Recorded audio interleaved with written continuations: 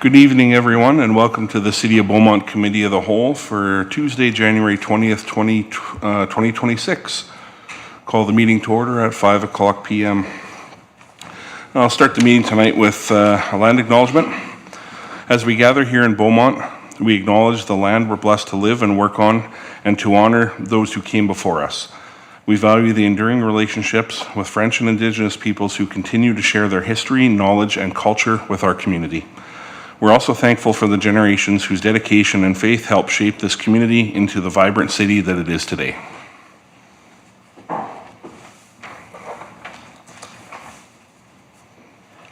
With that, we'll move on to the adoption of the agenda. Just wait for that to be presented. Is there a committee member willing to adopt the agenda this evening? Mr. Penrod. Thanks, Deputy Mayor. I move that the January 20th, 2026 Committee of the Whole meeting agenda be adopted as amended. Item 5.3, Land Use Planning, Council Education Session, addition of Attachment 1, V3 Consulting, Land Use and Municipal Decision Making has been added to the agenda. Thank you. Any committee member have any questions or debate on that item? Seeing none, we will call the question.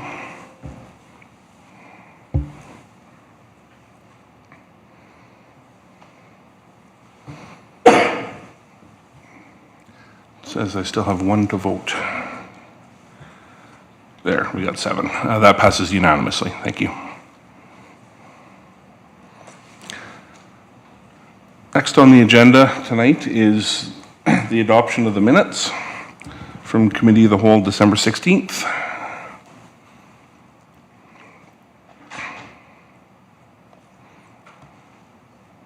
Do I have a committee member willing to move the adoption of these minutes? Councillor Hyde. Yeah, I'll move that the December 16, 2025 Committee of the Whole meeting minutes be adopted as presented. Thank you. Any discussion on that motion? Seeing none, we'll call the question.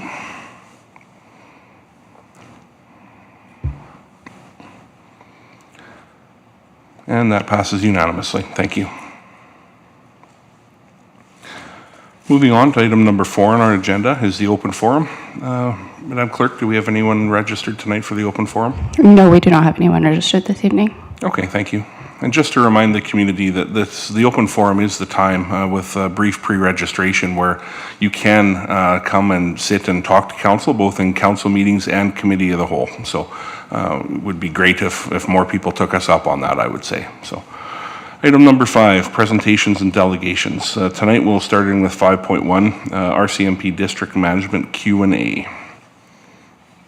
Who will be teeing that up for us tonight? Right on. I'll have the guests join us at the front. I've turned on your microphone there. And generally, if you can share the microphone and just kind of move it back and forth, it works best. And floor is yours. Perfect. Thank you. Hi, everyone. I'm Staff Sergeant David Marantet. I'm the Detached Commander for the Beaumont Detachment. It's excellent to meet all of you. I think some of you I haven't met yet since the election, so very pleased to meet with all of you. I have with me here Superintendent Keith Horwood. He's our one of our district office executive managers, and he's joining me to be part of the presentation and answer any questions if you have it. I'll pass it over to him to do his own introduction from there. Good evening, everyone. On behalf of the District Officer, Chief Superintendent Dale Kendall, thank you very much for the invite. Again, I'm Superintendent Keith Horwood. I'm the Assistant District Officer. I'm also new to the region and learning after 11 years in Fort McMurray and 13 in Chilliwack, BC in the Lower Mainland. I'm a representative, part of the senior leadership team for 23 detachments within Central Alberta District. We operate here, and we report directly to headquarters, which is just in Edmonton, which is beneficial and to assist. I understand that there's some new members on your council. Just to let you know, there's several support units as well that we have in Central Alberta District office. We have a GIS team, which is high-profile, high-risk file investigators, and we have a crime reduction unit there that's able to assist the neighboring detachments for crime reduction strategies to be able to move forward there. Headquarters with our RTOC, Real-Time Operations Center, their 911 call services, deployments of calls for service, as well as a high-risk management system or program or unit that we have. If a high-risk event takes place, we have supervisors that are off-site that are able to manage and secure resources and manage that real-time until detachment commanders become involved and additional resources come in.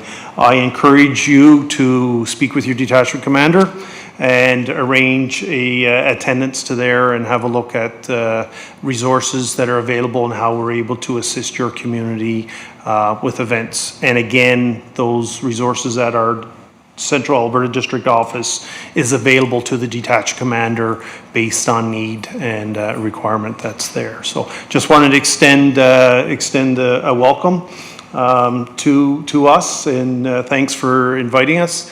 And don't hesitate to reach out if needed through your detachment commander, and he'll reach out through us, and we'll be able to determine needs and priorities to be able to assist your community. Thank you. That's great. Thank you for the introductions. And you guys have a presentation to go through as well? Yeah, of sorts. So every year, if you're not familiar, we do, the RCMP, every detachment has to do an annual performance plan. With that, we have to set the policing priorities for the community for that year, what targets we're going to try and meet, and how we're going to do that. For the last year, our three priorities that we had were police visibility and community relations. Our second priority was enhanced road safety, and then our third was crime reduction. So those are the main three where we've been putting either most of our efforts or strategies into trying to address. That was based on feedback from the previous council. Very soon I'll be approaching yourselves through Jay to look at the upcoming year's priorities. We have a whole new application that the RCMP is rolling out for that, so we're still trying to figure that out as well. So bear with us as we go through that. With respect to the police visibility and community relations, what we had heard very clearly was that the community wanted to see more police out on the streets, not just in their cars, but whether it's on the roads, sidewalks, going into businesses, schools, all of those sort of visibility pieces and how we're going to interact with the community. So less focused on just pure enforcement and seeing us driving our cars, but actually seeing the people out doing stuff. So we tried to do a variety of initiatives. The previous quarter, for example, we focused on positive ticketing program. So we have like little rewards for people that are following the rules. We typically try to go with the children or youth for that because not too many adults are going to be thrilled about a free ice cream cone, but hey, it's possible. So that's one of the things we try to do. We also did the bike rodeo, of course. Some of our members conducted the Hindu Society Women's Night and participated in that. The Lock It or Lose It program to try and help address some of the theft issues occurring at the community center. And then, of course, the Beaumont City Summer in the Park were just a few examples of some of the things we were trying to do in terms of that visibility, community relations aspect. In terms of road safety, that one's pretty straightforward. We get this almost every year.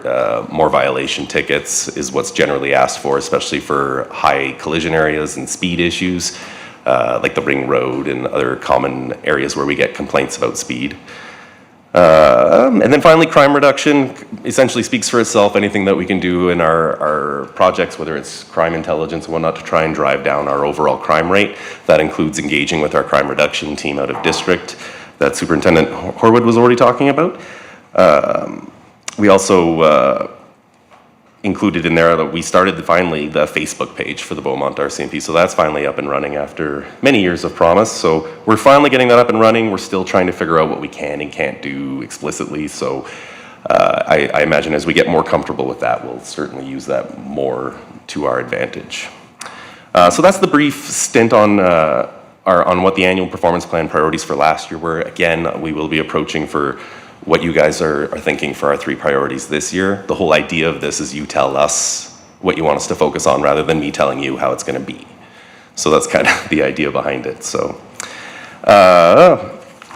any questions on that before I move into crime stats?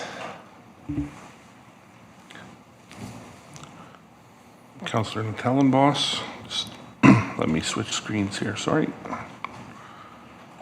There you go. Thank you. First of all, thank you to both of you as well as the entire force. Really appreciate the work you do, especially being involved in the community. I do really want to say thank you for getting that social media officially across the line. I know that's been an ask on my side for about 2 years, and I'm assuming you guys finally got permission. But I think a big part of it, and you mentioned it, is just educating the general public, because you and the team do a lot that doesn't get recognized all the time. It's always the bad things, right? So really appreciate that you guys push for that to go forward, and I look forward to seeing the information that'll come from that page and the posts that will come. I appreciate that. Thank you. Yeah, and what I would say on that page is that the general ask, if I am dusting off the crystal ball, will be for more detail sooner. So I'm sure you knew that, but just doing a little foreshadowing. So looking forward to increased usage on that. So Absolutely. yeah, seeing no more comments or questions there, then yeah, please proceed. Fair enough. I'm just going to move into a brief stats comparison. I mean, I could talk about stats all day. I'm sure you'd be very excited for that, but I'll keep it just to the key ones that we noticed the biggest differences from from 2024 to 2025. Mental Health Act, we had a 95% increase in change over last year to this year for that, going up. Not too surprising, I suppose, with the world's current conditions and instability that's going on. We've certainly seen a rise in people struggling with their mental health. We also did see an increase in spousal abuse related files, up by 71%. This doesn't necessarily mean spousal assaults are up, just files that are at least spousal related. It could be uttering threats, arguments, an assault, yes, as well as the whole host of other criminal code files. Interestingly though, overall our crime stats, break and enters are down, theft under $5,000 is down, fraud is down, mischief is down, uttering threats is down, and really the only criminal coding offense that we've had go up substantially anyways was disturbing the peace, and that's a relatively minor offense related to noise, general irritation of your neighbor, that kind of thing. So overall, as far as our violent crime goes, it's all gone down, but it is interesting that the spousal abuse contribution of those files is going up. So that's something we're definitely going to want to focus on and deal more with probably in the new year. Especially one of our priorities should tie into that in a community aspect kind of way, whether it's education or resources available to spouses suffering from abuse, that kind of thing. So that's my very quick stats thing. I mean, I think you all have the full numbers in your packages, so I won't go into a long litany of that, but are there any questions? I'll make a comment if I may. Yeah, please. Relating to the stats, the priorities, the mental health crisis and that, we've also developed, trying to be more innovative and modernize, recognizing people are in distress, so we have an RPAC team, right? Police and crisis response team, so a crisis nurse works with our members, so they can attend the call, not taking the call from the frontline responder. So to deal with the mental health issue versus a crime approach with a police officer. So it's to address the root cause of that, as well as a domestic violence. On our unit, we have a domestic violence investigator that's able to help assist and hopefully address. And there's also the provincial victim services unit too that's able to support, that's more developed versus I'm used to a municipal victim services team, but the provincial team now to be able to help address. So just some ideas for your community and the resources that are out there and available to help them when needed. Thank you. Yeah, I appreciate that. Councillor Hyde, you're up. Thank you. Yeah, that was kind of where I was going, was with the Mental Health Act. I'm seeing that is your area that has gone up in Liquor Act, Mental Health Act, other provincial stats, those type of things. That looks like an area of concern. And as far as I'm concerned, that's continuing to grow, probably because of the fact that our city is growing substantially as well. Done a fantastic job of other areas where that we've seen a decrease, but along with mental health issues and such like that, that's where we can see those areas start to go on the increase side of it as well. And of course, they're all part and parcel of everything. So glad to see that that is relevant and top of mind. You said you would be contacting or bringing in other resources, such as program sociologists, people that are going to come in with you, not just on an enforcement side of it, but also on the interaction side of it after, say, a domestic abuse, what caused it, what was the mental anguish that caused it, and those type of things. We don't expect you to be therapists out there. So can you explain to me a little bit more how you're going to engage that mental health portion of it? You guys have been fantastic. Like I said, I've phoned 911 and I've had people in distress in Beaumont, and they've been right there. So it's been fantastic to see that. I'm not saying but I'd like to just know further how we're going to approach that going further. Our nursing system on the RPAC side have access to Alberta Health Services, and they're able to develop a plan and get the resources or direct them to the correct resources that they need. Because once you're on the policing side, you deal with the criminal code aspect of it, whereas the nurse is able to take on it.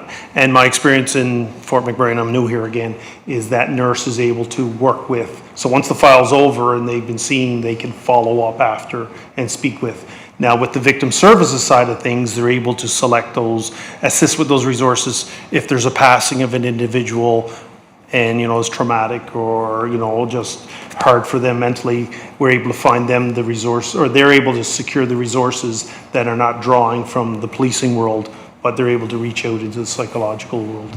Yeah, so that's part of it, obviously, but I'm looking at some of the people that have definite mental issues, whether it be some are young youth, for instance, and such like that have some disorders and those type of things, or if they're on the spectrum. Where would we be able to take those people? Where would we be able to bring those people to get those types of needs? Is there anything local, or would we be taking them into the city? Where would we be working with that? Yeah, so if it hasn't risen to the level of calling the police, like if it's not an emergency or whatever, then still mostly the systems in place are local care, like local clinics, the psychological clinics that we do have in Beaumont. One of the things that we've started doing that is relatively new in the last, I think, 2 years or so, is there's an app that all RCMP members are required to use called Health IM. This app is mandatory that we have to use at every mental health call we're called for, whether we're voluntarily taking someone or not. This app walks us through all of these consideration points that we have to go through, because you're right, we're not therapists, but this essentially lays it out in a way that we would ask therapist type questions to assess someone, rather than just leaving it up to the member's general discretion. This information is all collected and automatically sent to AHS at the hospital if we're taking someone there. And so it's providing this gap of care where now this information will flow properly, whereas before we would just take them to the hospital, depending on what the member wrote on that intake form, it was usually a 1 or 2 line quick scribble, right? And a doctor can't really assess off of that alone. So this app is collecting much better information. But again, this is assuming that it's risen to the attention of the police. It sounds like what you're asking is if a youth is struggling and having a mental health disorder, you're looking at mostly local resources. Okay. Thanks very much. Yeah, that answers most of my questions there.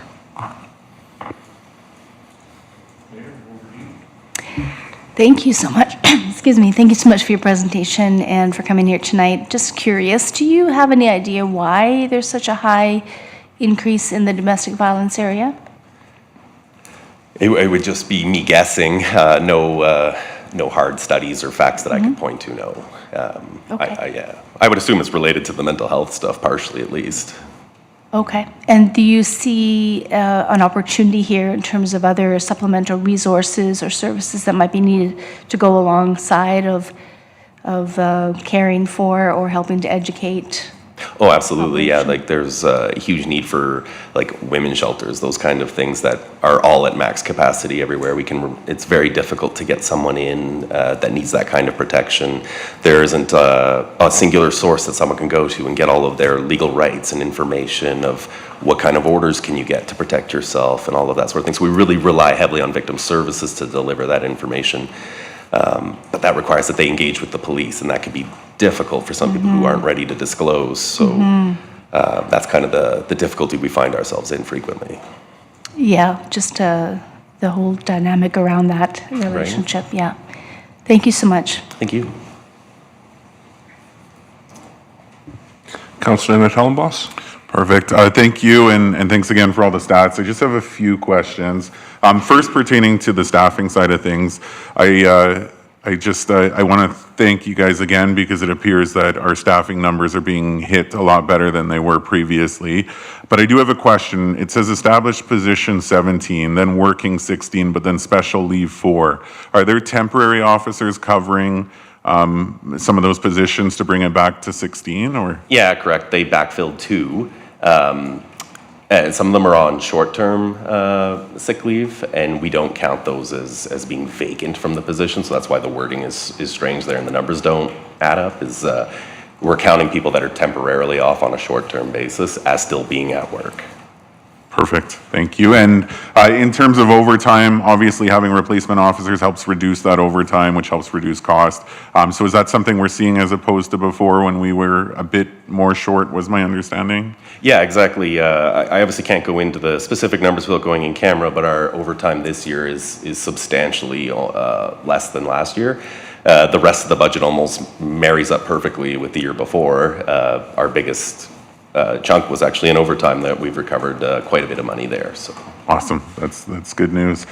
Just in terms of stats, just a few quick questions. I know we had talked about mental health in terms of an increase, but then I also see a decrease in Form 10s. Are we seeing more willingness, or I guess a want to get help, as opposed to being told that you need to be evaluated?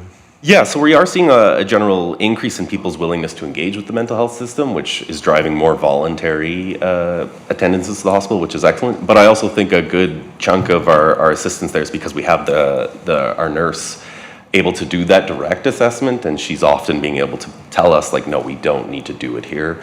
And then with the use of our app, members who may not have education in psychology can run through this, and then the app tells you, like, there's no threat factors here, you can't do this. So I think that probably helps too, to make sure that anyone that we are taking to the hospital is genuinely fitting that category. Perfect. So I think another thing to brag about on your guys' part once we get that social media going, because it's another tool that you guys are using, and it's obviously demonstrating its effectiveness. So thank you for that. And then just last question, just wondering what would fall kind of under the Liquor Act, because we saw a significant increase there to just what you guys are seeing.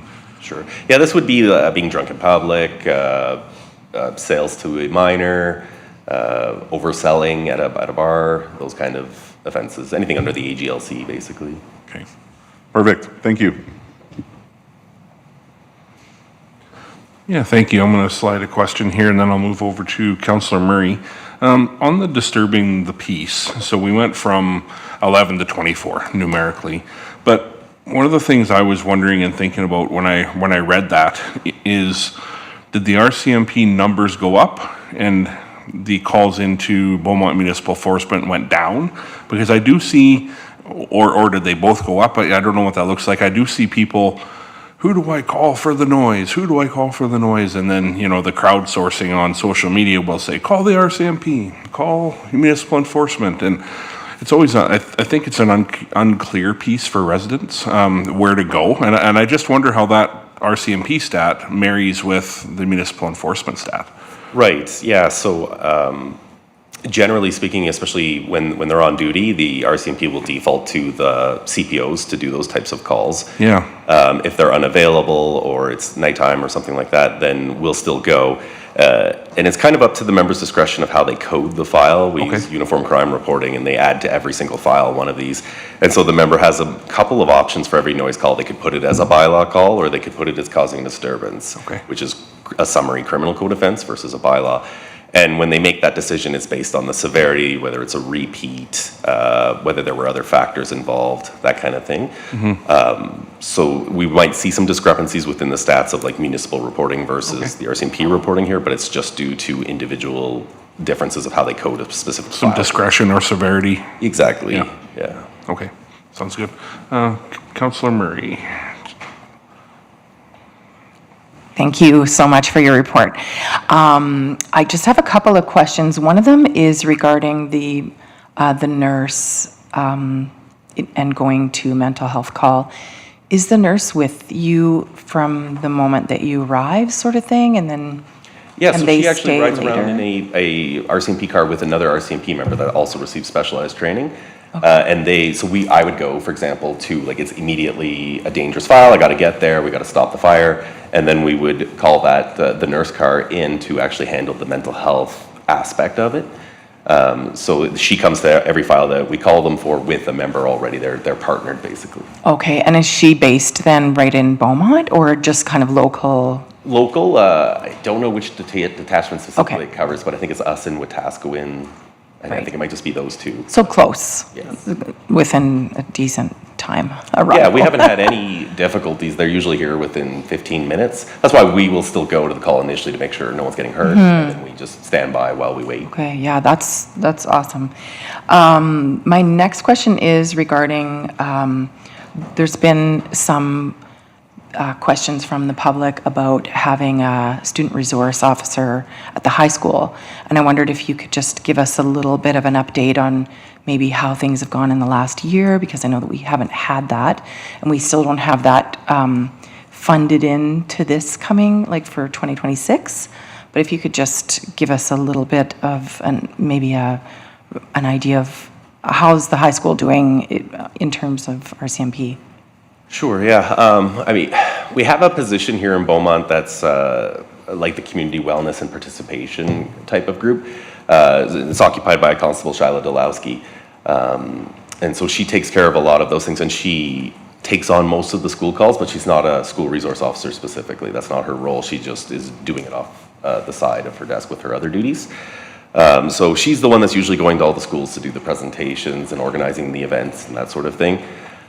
She does get called to the school semi-regularly to do what's called a VITRA, a violence threat risk assessment, where, like, if a student is making threats or appears to be dangerous, they get a bunch of professionals together, the police attend, and they do an assessment overall. So she attends all of those.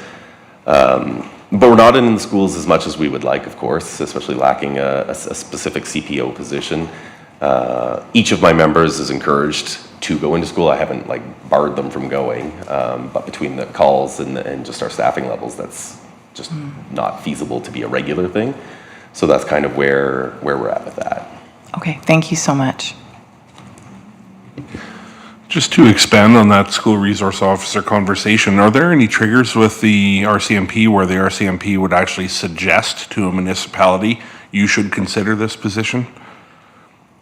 Not a specific formal process. That would mostly come from myself, where I would identify that as a need for the community and present that to you for consideration. Are we there, in your opinion? I think so. In my opinion, yes, it would be good to have, absolutely. We have, well, the high school's just full, and the new school, of course, and we have a lot of young students in this community, and we do have very minimal presence in the school right now, so there is a bit of a gap there for sure. Okay. Yeah, what I have appreciated is school zone presence, you know, because that is very, very much noticed in the community. The random pass-bys in the morning through the school zones, east, west, north, south, back and forth, and the randomness of it, I think has been very visible in the community. So that speaks to some of that community visibility pillar that you had talked about earlier. Yeah, and it was one of our major measures for our enhanced road safety priority too, so that was good to hear. You betcha. Councillor Penrod. Thank you, Deputy Mayor. Two questions. Maybe I'll start with Ms. O'Neill, if I can. So after Budget 2025, we had identified some opportunities to improve budget tracking and forecasting together with our RCMP partners. I know that's work that's been ongoing. Just wondering if you can speak briefly to progress that's been made on that front and further improvements that we maybe have identified or are working on.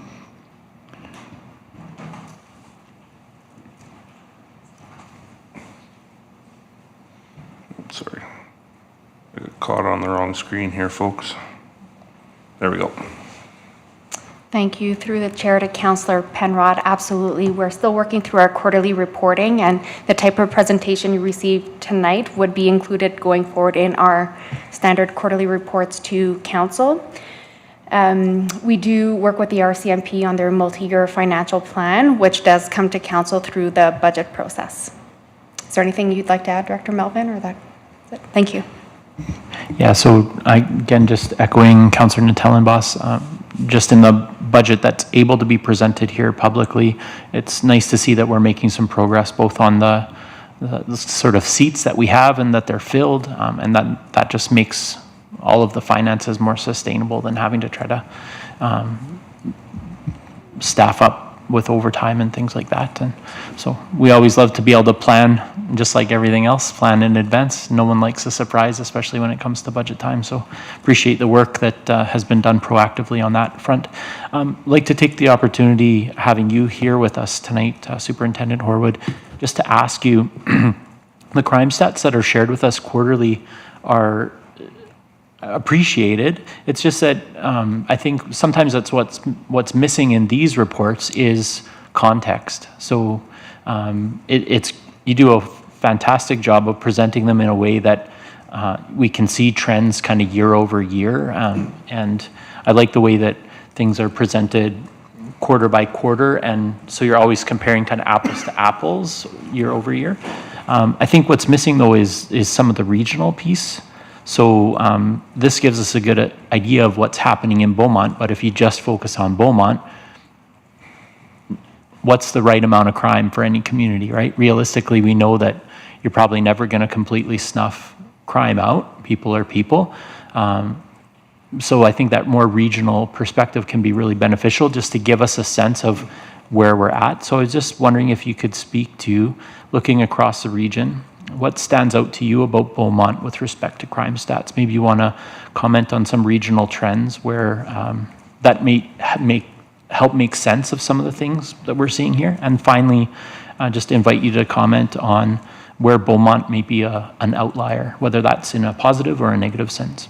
Thank you. Being new to the region, learning what's happening here after 11 years in Fort McMurray, you try to assess what's situational factors that are surrounding there, what's the dynamic of it.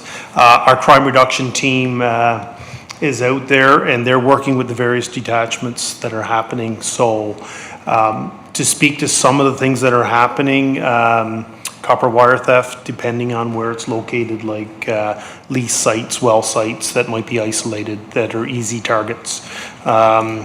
The oil platforms as well. My experience up in Fort McMurray, where everybody leaves their keys in their site vehicles. So theft of vehicles will go on a rise. It's a smaller world now, easy transportation, access to various communities. So I would think Beaumont would be people transient or traveling through. It's not really established from my lens as a big industry city. So Nisku is next door. So what's happening there? Who's the attraction? What's happening? Maybe even larger centers, Edmonton, individuals there who are frequent amongst us, or known to us, able to come down here where they're less seen, less known, and be able to.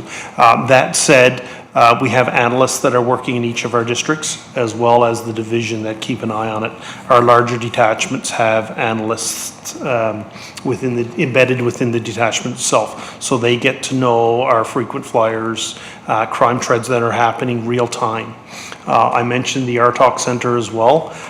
They have an analyst. So if there's something happening or a helicopter goes up, we work in conjunction with Calgary City Police, and EPS, Edmonton Police Services as well. Like if their helicopter's up and they're following somebody and they'll transition over to us, that RTOC is able to engage and be the segue to hand off to one another. We do at the district level get reports from other districts, and we get all the reports from detachments. So we try to have it real time, within at least 24-hour notice, situation reports of what's happening, so we're able to respond and attend to that. And I'll just add something. There is a statistical measure that basically measures what you're asking for, that regional comparison. It's called the Crime Severity Index. I was hoping to have that for you for this meeting, but our operational strategy branch is still rolling those out, so you'll have to just give me some patience there for a little bit, and then I'll get you those numbers. But what the Crime Severity Index literally shows is, in comparison to everywhere else in Canada, how are we doing with respect to crime? And they weight crime differently, like an assault would be less weighted than a murder, for example.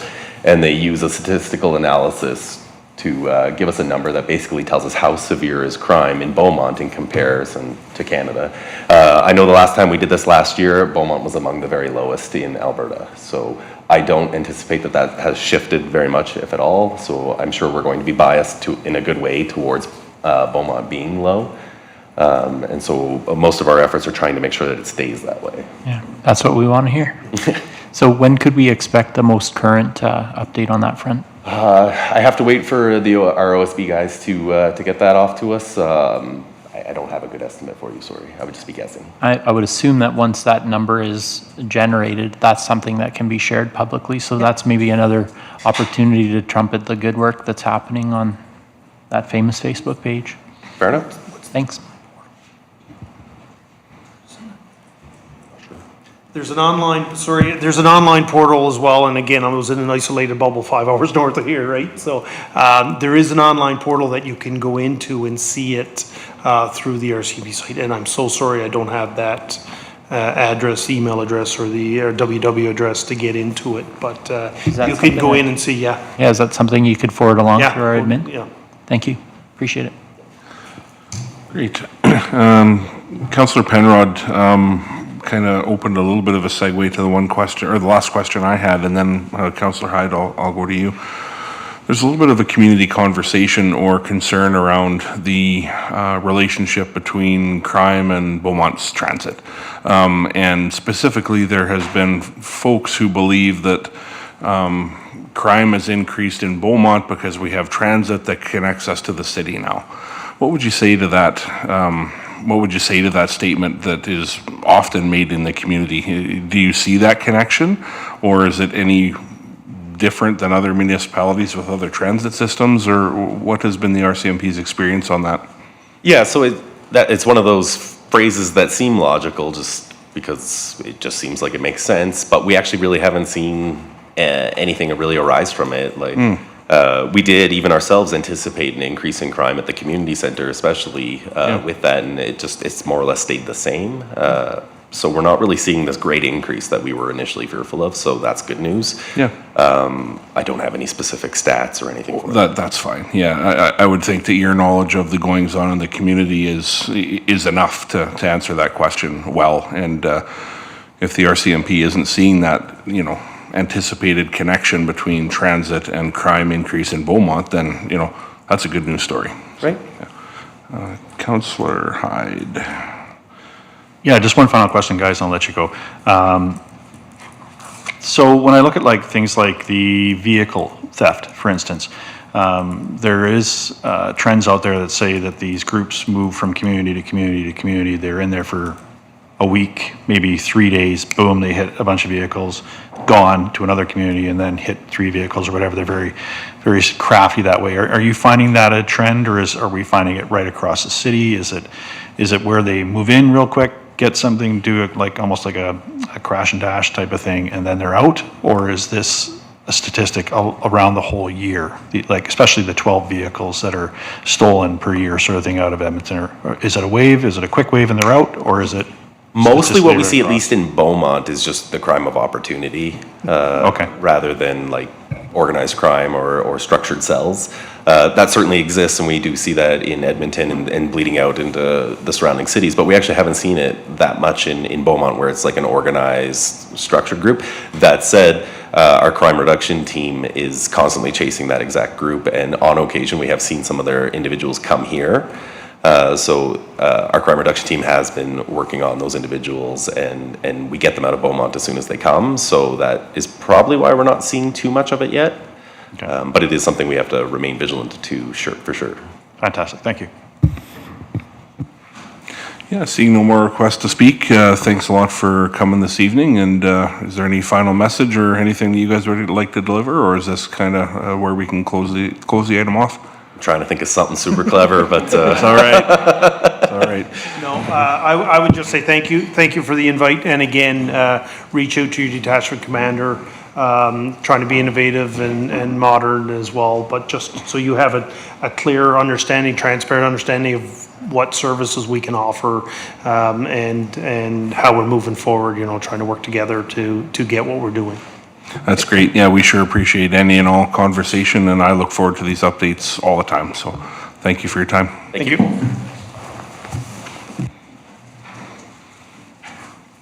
With that, we'll transition over to our next item on the agenda here, which will be item 5.2, the Clean Energy Improvement Program, CEAP update, and look forward to administration presenting this one for us.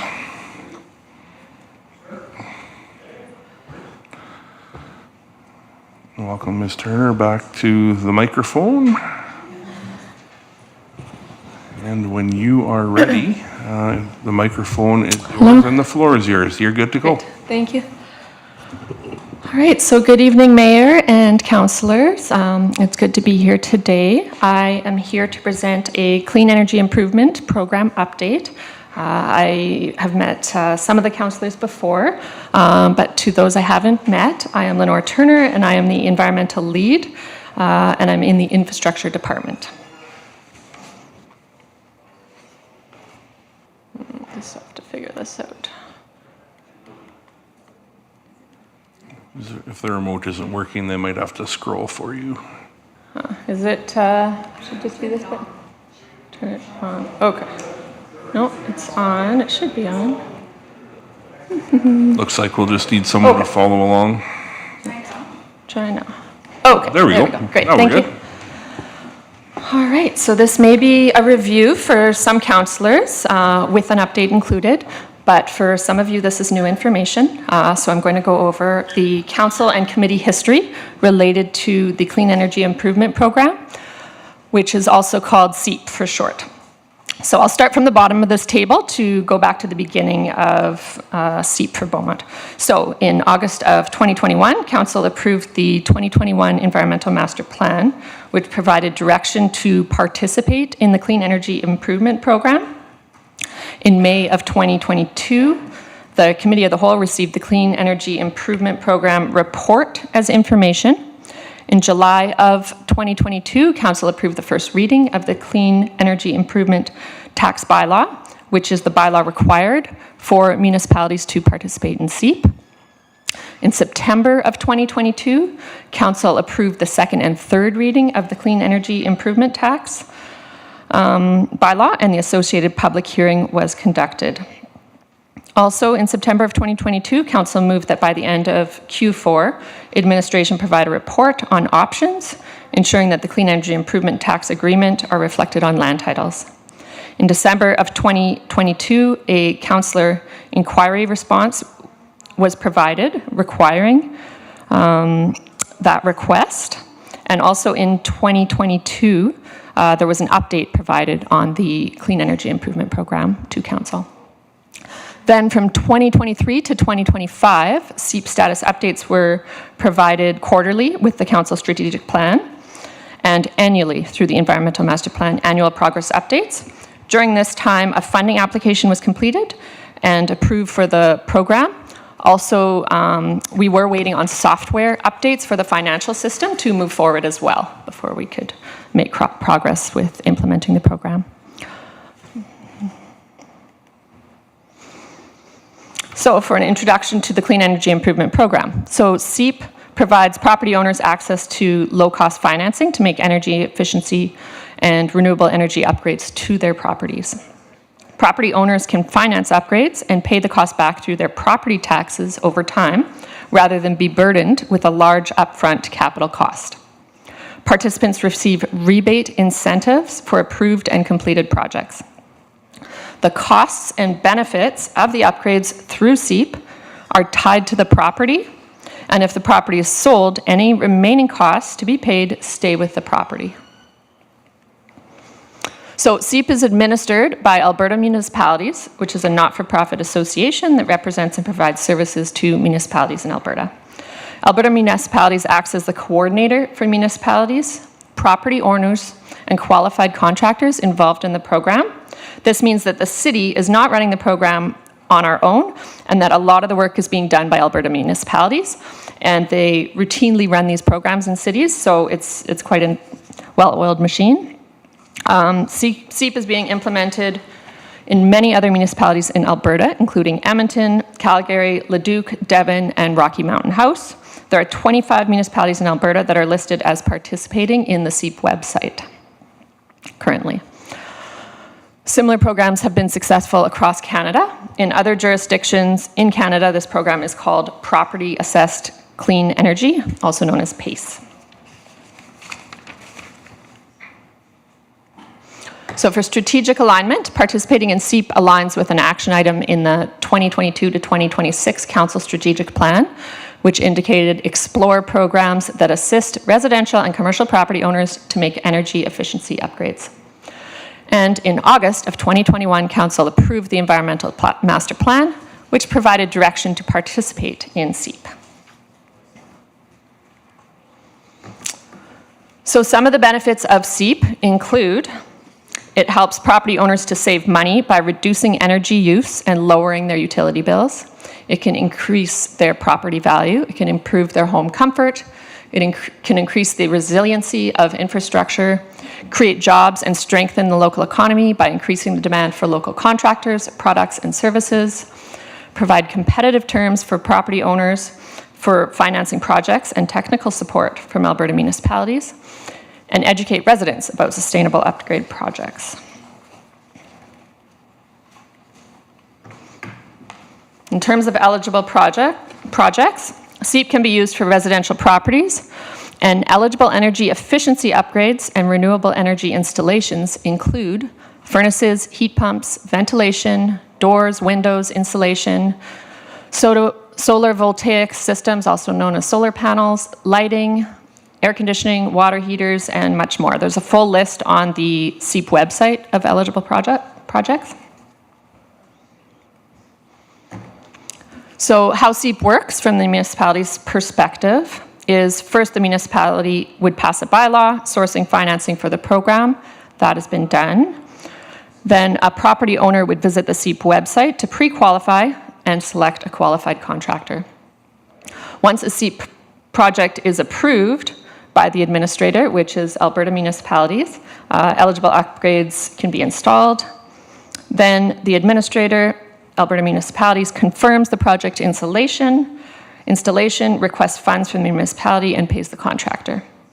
Then the municipality would record the project cost on the property tax roll, and the property owner repays the municipality over time. And then how it would work for a residential property owner from their perspective is that at first they would do pre-qualification, and that is a form through the Alberta municipality's website. If their project is deemed eligible, they can do the project application, which would include a home energy evaluation and getting a quote from a qualified contractor. Then they would sign agreements in order to proceed with the project. Then a qualified contractor could install the upgrade, and once complete, the property owner would submit the upgrade completion form to Alberta municipalities to confirm installation. Then finally, repayment occurs where Alberta municipalities pays the contractor directly for the upgrades, and the total cost of the project is recorded on the property tax roll, and the property owner repays the cost on their property taxes over time. In terms of funding for this program, Alberta administration submitted a funding application to the Federation of Canadian Municipalities, which is FCM, to support CEAP in June of 2024, and it was approved in December of 2024. The funding will help capitalize the program, pay for internal costs to run the program, and cover Alberta municipalities' administration fees, and allows for rebate incentives. The FCM funding includes a loan of up to $1,131,194 and a grant of up to $565,590. FCM funding will cover 80% of the program costs, and the remaining costs will be borrowed from a financial institution. Any costs paid by Beaumont for CEAP will be returned to the city as property owners repay the costs of their upgrades on their property taxes over time. So there are no costs to the taxpayer to administer this program based on this funding model. The FCM funding is for the first 4 years of the program. After this, the city would be required to allocate the needed resources should we wish to continue the program. For roles and responsibilities, the roles of the administrator, Alberta Municipalities, is that they support municipalities in development of SEEP bylaws and program design. They act as the hub for municipalities, property owners, and qualified contractors involved in the program. They lead program administration, including application processing and technical reviews. They onboard contractors, they do website management, and they do customer service. They also verify project completion, and they accept funds from municipalities to transfer payments to contractors. For the role of the municipality, we develop and pass a SEEP bylaw, and the bylaw requires council approval. Apply for grant and loan through FCM. Source any needed funds to capitalize the program from a lending institution. Work with Alberta municipalities to design the program. Execute the financing agreement with the property owner, and verify that the applicant is in good standing on their taxes, and record and collect the SEEP tax on the tax roll. Provide funds to Alberta municipalities to pay the contractors, and marketing and communication efforts with the support of Alberta municipalities. So for the steps to launch, first, obtain internal approval for municipal staff to dedicate time to work on SEEP. Present to the committee of the whole, create an internal SEEP team consisting of staff from key departments, including finance, infrastructure, communications, legal and legislative services, and planning. Develop SEEP bylaw and conduct the first reading, public hearing and second and third reading of bylaw. Apply for FCM funding and finalize the funding agreement. Develop targeted marketing and communications materials with the support of Alberta municipalities, and finalize detailed program design and prepare internal processes. Complete contractor webinar and release public communications, and then launch. So we are at steps 7 and 8 right now. In terms of marketing and communications materials, Alberta Municipalities actually provides a whole bunch of materials, so we are not reinventing the wheel, we're simply putting a little Beaumont spin on things, and then releasing it on our targeted platforms.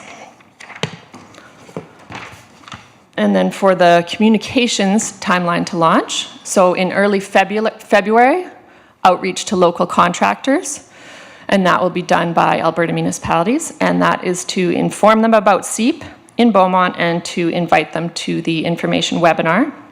In February of 2026, the webinar is hosted by Alberta municipalities with local contractors, and this provides details about SEEP in Beaumont and how they could become an approved contractor. In early March, there will be public communications to residents with information on the program and the requirements for participation, which would include information on the website, social media, and newspaper ads. And then in late March 2026, this would be launch. And at this point, the program will be open for participants to submit their pre-qualification forms and then applications. Thank you very much. If you have any questions, I can take them. So you're up. I'm just going to start off with maybe just a financial question to get it out of the way here. So in the report and through the presentation, basically, Beaumont's going to be able to get a loan of up to 1.13 and a grant for 565. So there's that bucket. In the agreement, it says the municipality will fund 20% of the program, and Beaumont plans to borrow that 20% from a financial institution. Yeah. So just help me understand, is the 1.13 and the 565 the first pot of money that is used before Beaumont is going to go and borrow money to support the program? That's kind of my first question. I will also get Jay to assist if you want to answer this. Thank you. Yeah, thank you. To you, Mr. Chair. So the payment will receive the 1.5 million from FCM very shortly. At the time where we enact the agreement with Alberta municipalities, we would pay them the 565,000, which is basically the operating side, and that thing get things going. What's supposed to happen then after that point is that we would settle on a payment schedule with Alberta municipalities, and then it would be like that 80-20 split, where FCM and then 20% of our dollars goes to support the capital infrastructure that they need to do. I think it's really important to understand and know is that, so it's debt that we're borrowing, but does not count against our debt limits or debt servicing. So there is no impact or competing priorities that if we do this one piece to fund this program, now we can't buy X or Y or do whatever. It has been approved by the provincial government that it doesn't impact our pieces. So there really is no cost to us. We borrow in our name, and then it applies to the tax roll and is recovered through payments. So the payments on the tax roll are debt repayments. So there is really no cost to Beaumont to do this from that perspective. Yeah, and just driving one layer deep of that, one layer deeper into that is the cost of borrowing money. So if we have the cost of borrowing money set at X, and the user has it at X plus 1, or is it X to X? Like, how do we ensure that the cost of borrowing money is not borne on the municipality for the program? Or are we absent, and would we need to update a bylaw to ensure that happens? Or is it too late to do that? No, so through the agreements that we've made some assumptions around what the interest rates are going to be. And so FCM, their loan is at a percentage that they've shared with us, and then we make an assumption of what our debt or interest would be, and that's the weighted average is then put on the tax roll as part of the cost of the borrowing. So the homeowners are paying the interest on top of that as well. So net negative to Beaumont. Net neutral.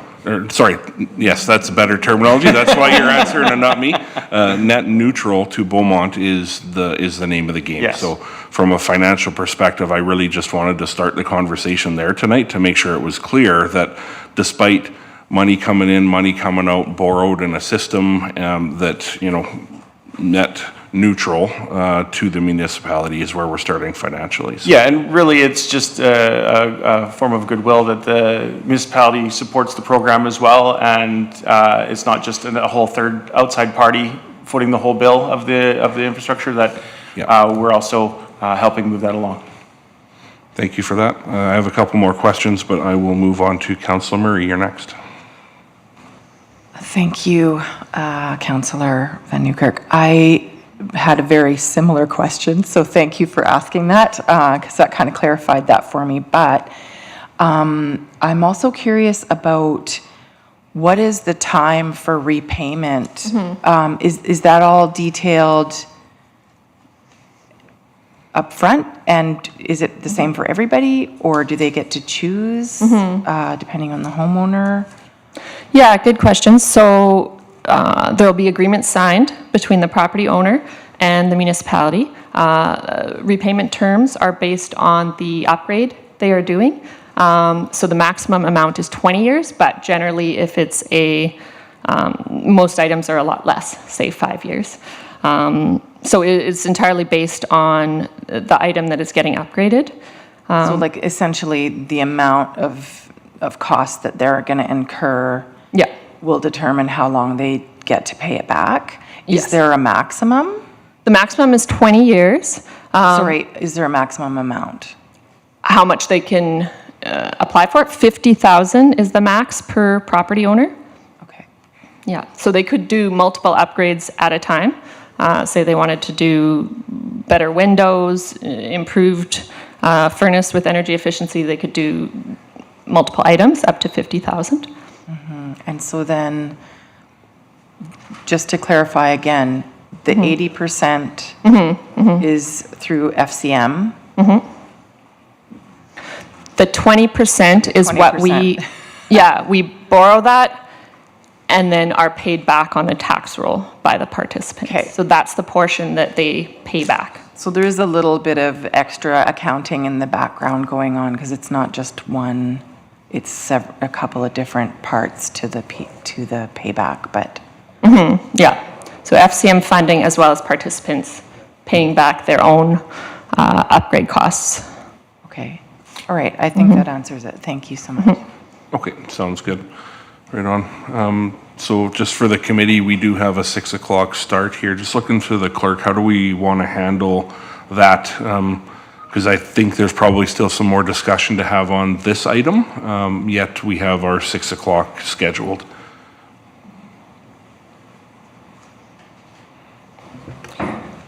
We're going to notify the external attendees for another 15 minutes so we can proceed.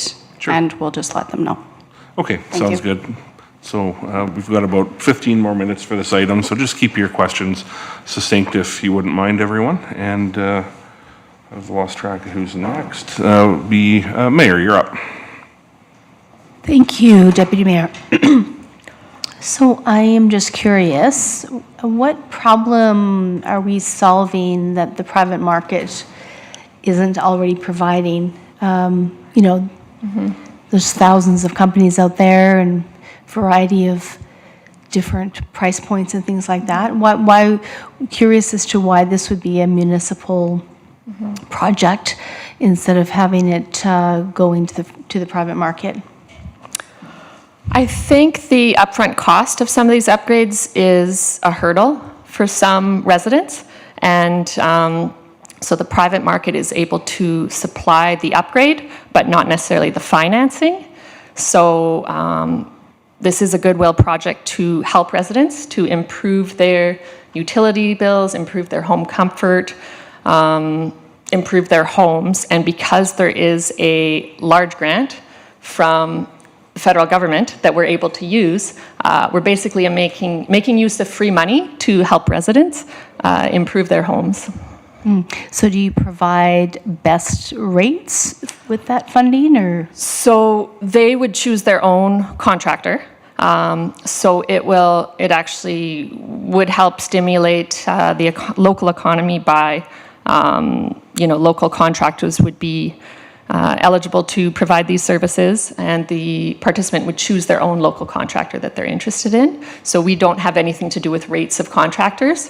The CEEP website will have a whole list of qualified contractors. So any contractor that wants to make use of this work is welcome to become a qualified contractor. There's not a lot of hurdles to it. They just have to follow a few steps. And there's already a ton of qualified contractors in the area because we are so close to other municipalities. And emails are being sent to those registered with the Beaumont Business Bureau as well, so that they're aware of this. And if there's some that aren't pre-qualified at this point, they can become pre-qualified.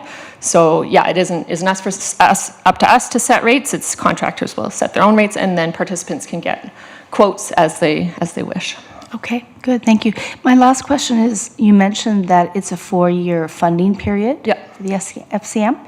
What, so beyond that, what specific budgetary planning, staffing, or operational actions would be required from the City of Beaumont to continue if we were to continue this program?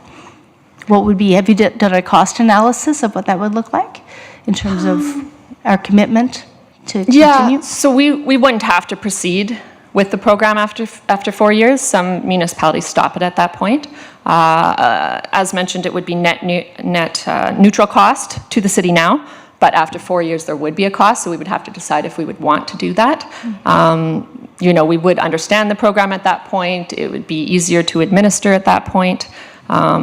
However, there'd be a cost. So I think we would just have to decide at that point if it's important to the council, if it's important to residents. But at least for the first 4 years, since costs are covered, that's what we're really hoping for, is that period. Okay, thank you so much. Anything more from administration on the financial end, or is that? Okay, thank you. Councillor Tellenboss.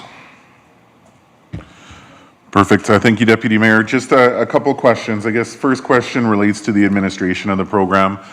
We often hear that we're strapped for time, plate is full. How do we plan on covering the administration of this program without an additional FTE or part-time role?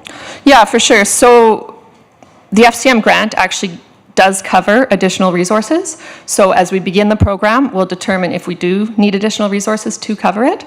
And if we do FCM grant can help with that if we wish to do that, and we would determine the steps for doing that, getting additional resources. Also, since Alberta Municipalities is the administrator for it, they do a lot of the heavy lifting. For example, the pre-qualification forms go to them, the applications go to them, like they review all the information. We make sure that the applicant is good on their tax roll, you know, and some other steps like that. There's definitely things done on our side, but Alberta Municipalities really helps with that. Yeah, so I would say those are the two main ways. Perfect. And just to confirm, would that grant cover the full cost of an employee should we require it, or of a resource? Yes. Yeah. Yeah. Yeah. Okay, perfect. You had mentioned the qualifying aspect and that the municipality would do their research and make sure that that individuals are up to payment on their taxes. Is there a credit check or something just to better ensure that the individual is qualified to take out? Yeah. Yeah. Yeah, so there's a terms and conditions document that outlines all the information for the program. And in terms of pre-qualifying, we would check if they're up to date on their taxes. If they have not lived in the city for 5 years and proven that they've been paying their taxes on time, there's another step we go to. For example, did they own a home in another municipality? And then they have to provide evidence that they are up to date there. So there's a number of things they do require.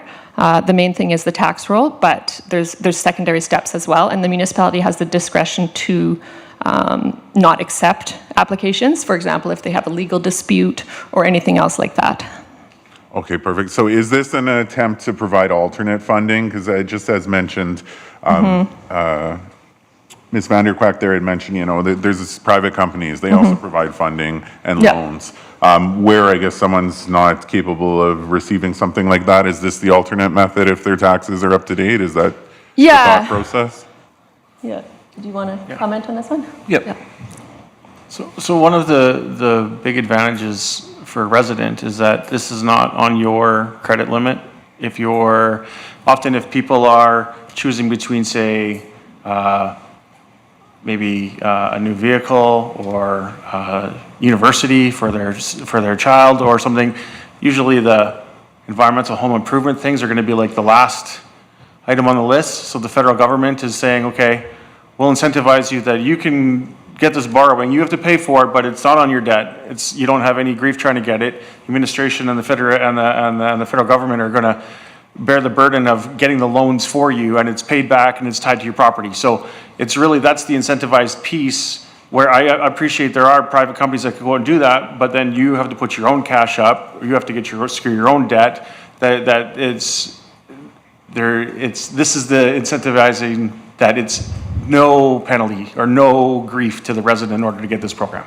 So that's really the advantage. Perfect, thank you. So in the event that there is a default, is there an insurance in place, or does that loan amount or tax amount transfer to the next owner should someone default on their house?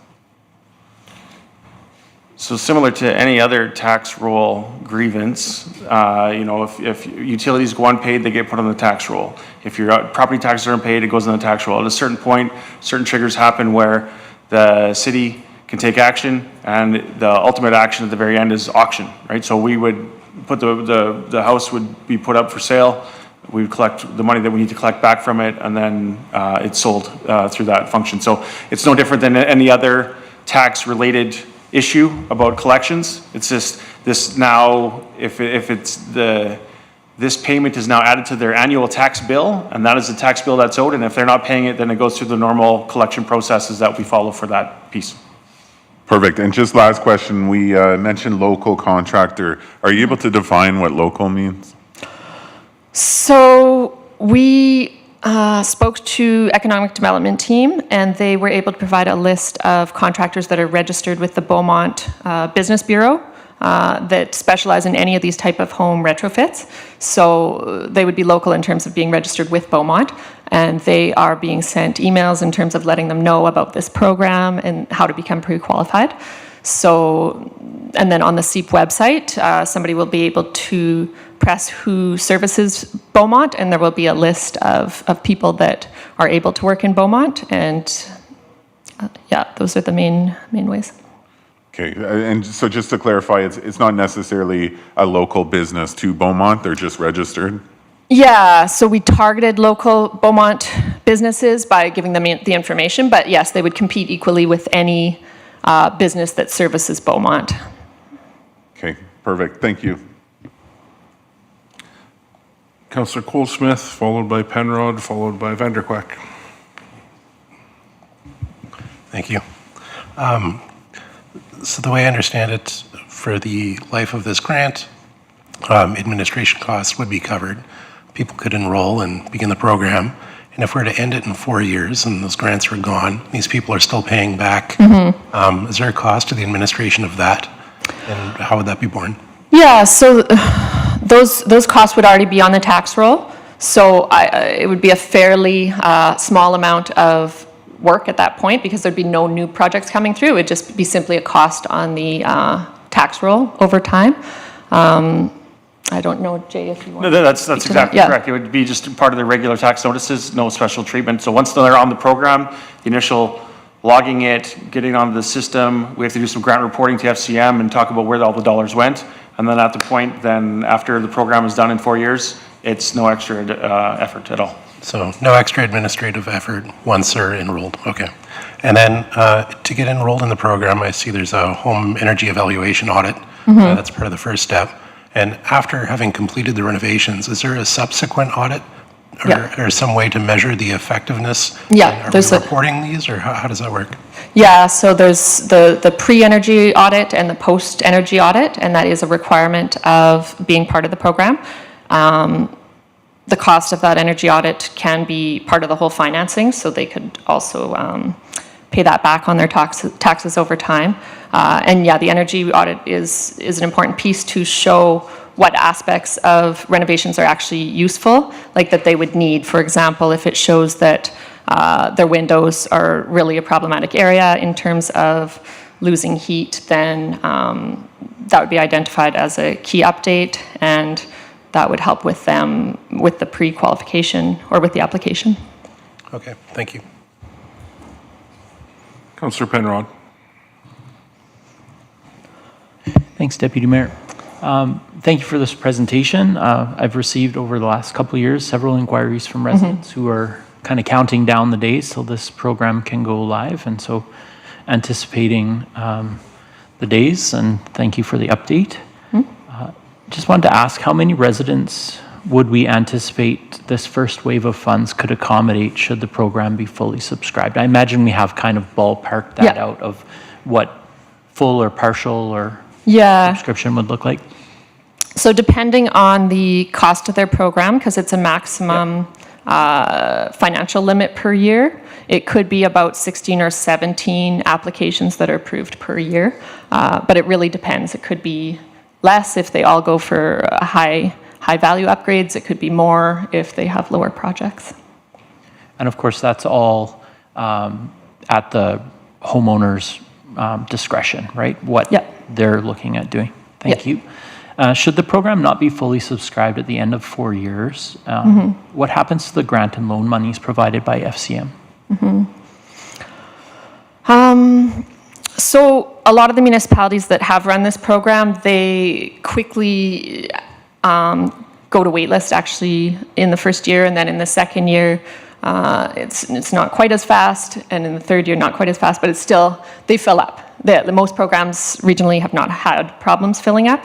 They've actually had more demand than they're able to meet in general. But if that is a problem, there is a communications plan for more targeted marketing to get the word out. If it really doesn't fill up, I don't think we're really anticipating that problem. However, I'm actually not sure what would happen. We don't expect that to happen. Do you have any idea?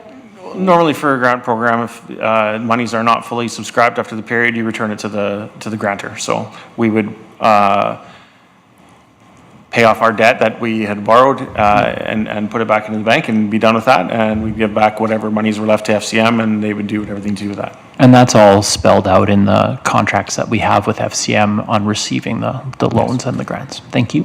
And that's, I don't think, out of the ordinary for different a variety of programs that we present, that we participate in federally and provincially, correct? Thank you. I notice, I think it's 29 at my last count, municipalities have passed the bylaw that would allow for this, and 27 have programs up and running. So I'm wondering who the other one is besides Beaumont that has passed the bylaw, but it doesn't have their program up and running yet. There's quite a few municipalities who have kind of broken trail on this. Yeah. Granted, there are 344-ish municipalities in Alberta, so it still potentially puts Beaumont on kind of a leading edge piece, but just curious if we've heard either through our friends at AB Munis or some of these 27 other municipalities currently running the program, if they're running into any kind of unforeseen benefits or shortcomings of the program. Yeah, I've heard generally positive things. You know, they fill up the program quickly, people are interested. It enables residents to do these upgrades they might not be able to do otherwise. So essentially, it's a help to the community. In terms of specific problems, AB Munis is, I think, always updating their program and their information for us. So they're very helpful in terms of providing us information, providing us communications material. And I think any problems anybody has encountered, they've updated the material and their information for us. So I think we are learning a lot from AB Munis, and they're benefiting from having the program run in so many communities already. Yeah, and I think you already spoke to, this is a program that runs in several other provincial and state jurisdictions across North America. So it's not like we're completely reinventing the wheel here. Just maybe one more question. I'm not sure if you're best or Mr. Pahachuk to answer this one, but I think you've spoken to some of the advantages or pieces that might attract a resident to participate in this program. Can you speak to the advantages to residents, this hasn't been mentioned yet, of having a SEEP loan registered to title? Does that make sense? Having SEEP placed on the title? Yeah. Yeah, we did have anyone who qualifies and participates in the program, it's automatic, right? So it's not an option. It registers to title of the property. Is that correct? It doesn't register to the title. We did have a discussion about that at one point, the best way to ensure that a potential purchaser was aware of this.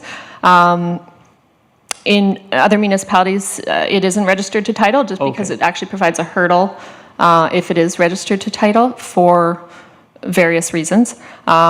So it's registered to the tax roll, and it is required that they disclose upon selling if they still have an amount owing.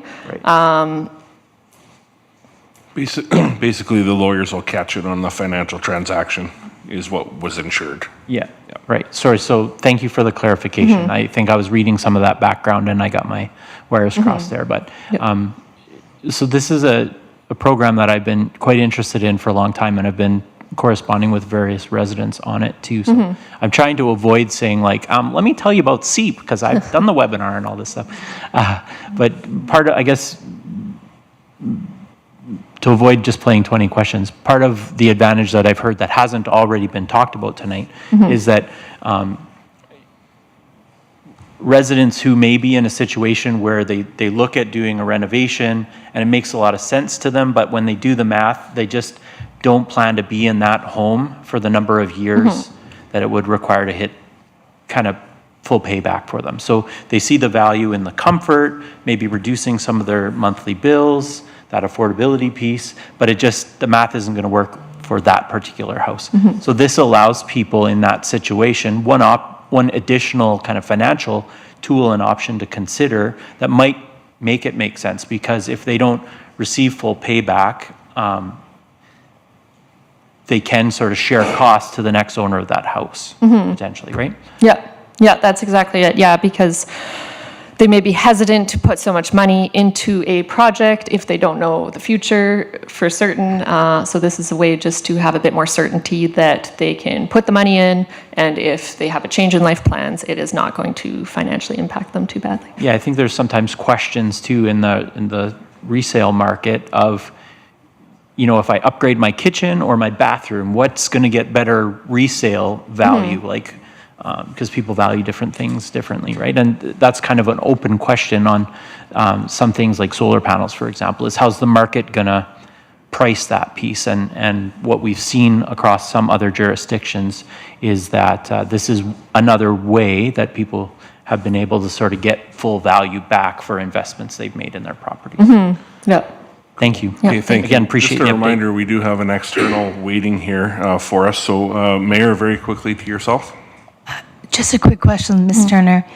Regarding the contractors, just to piggyback on Councillor Natellenboss's question about how strict or stringent is it for someone to get qualified as a contractor locally? That's a good question. I think, you know, they have to be in good standing. There's ways that, you know, if they don't have a complaint against them, for example, with the Better Business Bureau, I don't believe it's a terribly onerous process. Like they don't need to have certain kinds of extra training or qualifications? No. I think it's fairly simple. Just, yeah, I'm actually not sure of the exact details right now. However, there is a ton of qualified contractors on the list. So it's not like a small number or anything.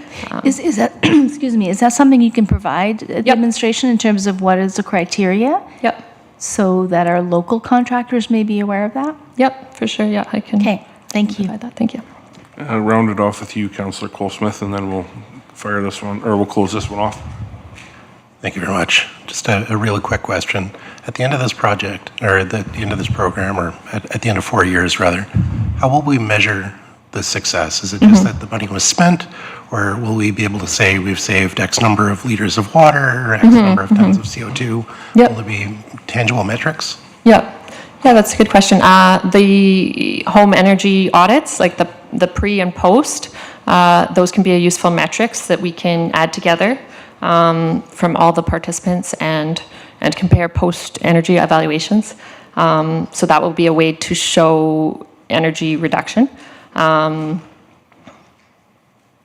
Yeah, I'm not sure of all the data that we can find, but that would be a main one, is the energy audits, I believe.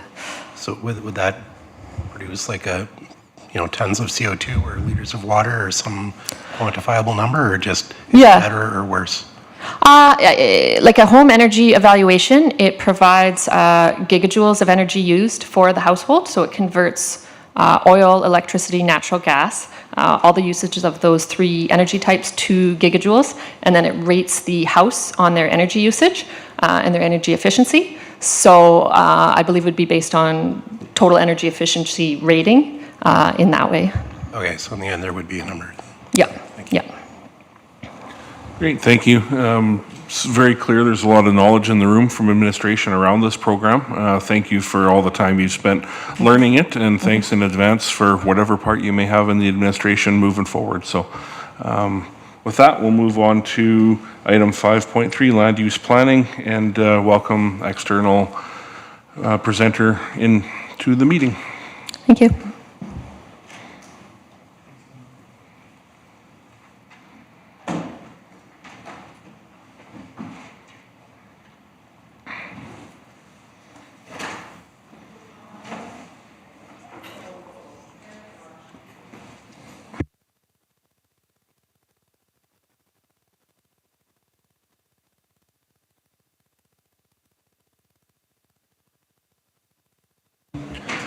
Yeah, I was just going to say, administration, if we wouldn't mind, maybe let's just take a 10-minute break here for reset the room, allow the presenter to get in and give council some comfort here.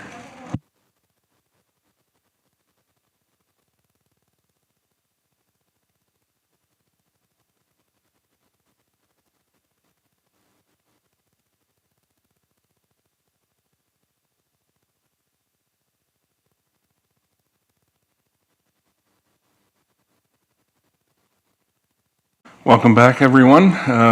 You've now joined part 2 of the January 20th Committee of the Whole meeting. We've moved our way down the agenda through to item 5.3, land use planning, and that's where we're going to begin right now. So big picture on this item, we're going to be doing some introductions first, and those will occur in camera. And then after the introductions, administration will put up a motion and we'll be looking to, introductions out of camera, and then we'll be looking for a motion to go in camera to finish the rest of the discussion. So that's where we're at right now. And just like to welcome the presenter. Turn your mic on if you could introduce yourself and the topic and get through the introduction, and then we'll move along here. Thank you. Thank you very much. My name is Nick Price. I'm a senior planner from V3, and just some context, I've been doing planning internationally for about the last 33 years. So I've worked pretty much right across Canada, the UK, and New Zealand, where I'm originally from. So, and the US as well. Done some planning there. So all at a municipal level or at different levels of government, and hopefully I can share with you some of the stories and maybe help. That's great. Thank you. Administration. Thank you, Chair. So Mr. Price is with us today to provide council with information as you kind of come into some of that stuff that we talked about of being the really big work that you're going to do over your next 4 years as it relates to revamping the planning framework and relooking at all of those different things and the policies and the bylaws that really affect how people live in the community. And with us, so we've brought in Nick Price, so we're going to help clarify some expectations regarding council's role, authorities, legislated responsibilities. So we're going to touch on governance, we're going to touch on public engagement, and Nick has a wealth of experience in this field. As he mentioned here, he's got over 34 years of experience, but he does a lot of council education and work with councils. So he really has an understanding of that governance component too. So he is really interested in sparking honest and critical conversations about the challenges and opportunities facing communities like Beaumont today. So he's got the local experience and global experience, but he just really understands too about practically.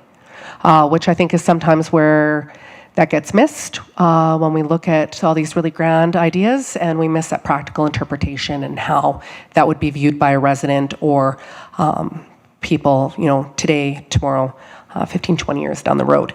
So Nick is able to talk about that intersection of planning, governance, and multidisciplinary collaboration. He's very passionate about fiscal impact analysis and the costs of growth, and really trying to help bridge that gap between planning and budgets and asset management, and helping planners, decision makers, and the public understand governance and the challenges we all face together. So I'll turn it over to Nick. That's great. Thank you.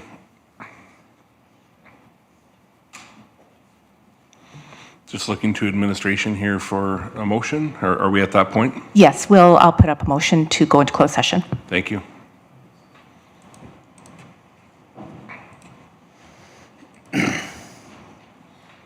Make the motion to move into closed session.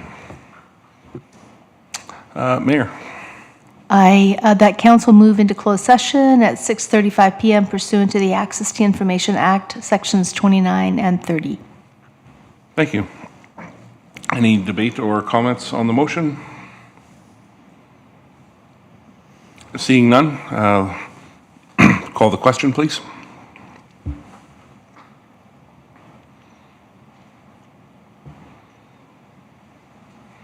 And that carries unanimously. I will just note that Councillor Hyde had a previous engagement and he's left the meeting, so it's the 6th. We'll just wait for administration to end.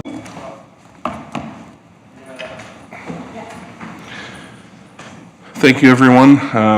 Council has, or committee, I suppose, has just come out of closed session. There's no business arising from closed session. And from there, we'll move on to item 6, councillor inquiries and responses. Administration, is there any councillor inquiries and responses tonight? I have no new councillor inquiries for this evening. Thank you very much, which moves us on to item number 7, adjournment. And I call this meeting adjourned at 8:52 p.m. tonight. Thank you very much.